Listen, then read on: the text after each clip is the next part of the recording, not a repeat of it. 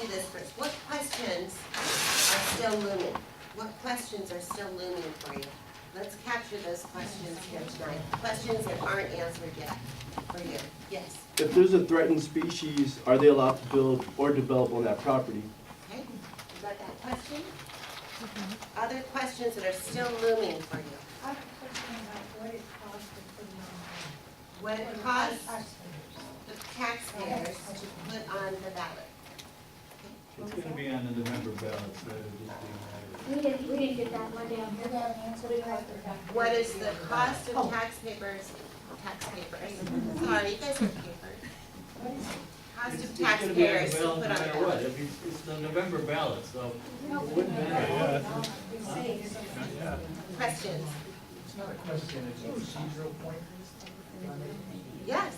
I think it's important, the gentleman just said here that it's going to be on the ballot. Understand where we are. The developer will print language based on community hearings and things like that happened the other night, Monday night, and these meetings with the ad hoc committee. So there will be language soon. I think that's very important that everybody know that language and we get it out to everybody as soon as possible. Of the measure, of the new measure. Nothing then has been decided at all. The measure will then go to the city council simply for certification. The city council won't take action yes or no. They'll simply certify it that the developer can then gather signatures. If 15% of the voters of the city of Riverside sign saying they want this measure on the ballot in November, then and only then it will be taken back to the city council. Once again, they won't have a decision. They will then certify it for election. At the election, it will be up to the voters, you the people, to decide whether or not the measure will go through. So right now, the language is being drafted. We're not even certain, and this is the point we made to the ad hoc committee, is that it's we should very carefully read what the developer writes down. The committee told us 725 homes. We want to make sure that at least that number isn't exceeded, and then we'll go from there. But there's nothing at this point that the city council has to decide other than, yes, the language is legal, go out and get your signatures. So there's nothing that's going to be on the November ballot just yet. And they will pay signature gathering. Well, absolutely, but I just want everybody to understand, yeah, there's a process to follow, and the voters come in at the very end.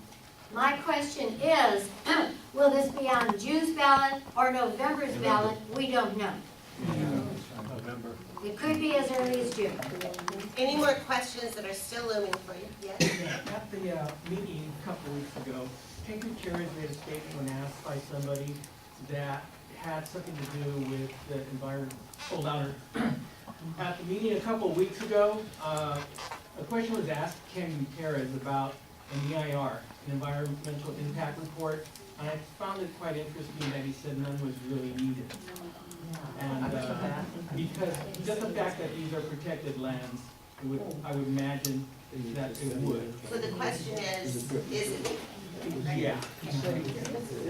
He said at this point in time are not necessary.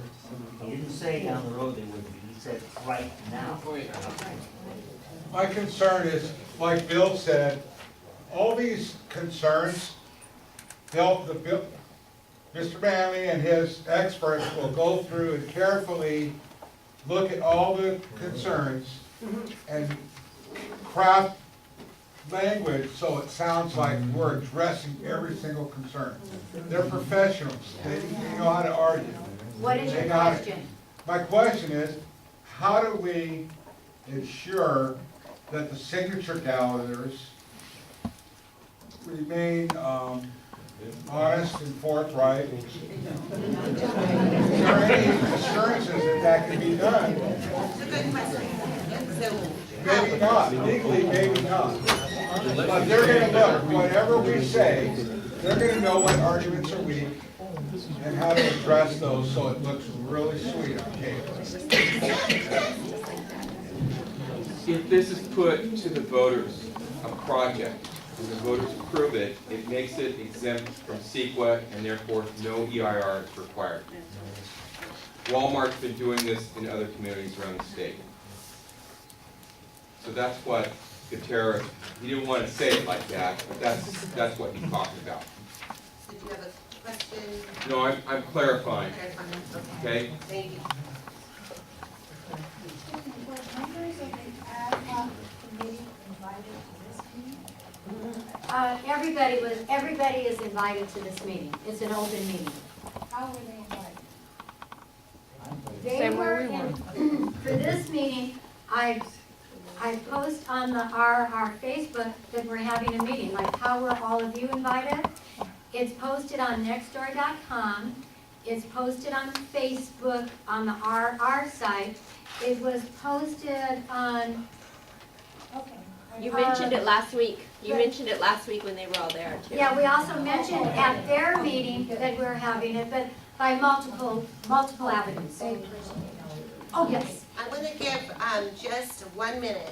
What is left unsaid? If anybody in the room has something that you feel you've got to say, I'm going to give you just a minute to say that.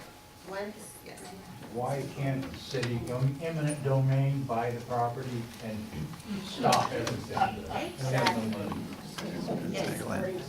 The public utility sure does. Say that again. How do we stop it now? How do we stop it now?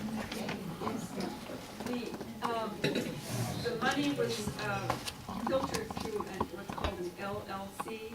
$1.5 million avoided reporting here in California. We have no idea who donated the $1.5 million. It's called dark money. And it's legal to do that. They have an LLC based in Nevada. They put the money into the bank account over there and then they sent it over here to the campaign committee. We have no idea who donated that money.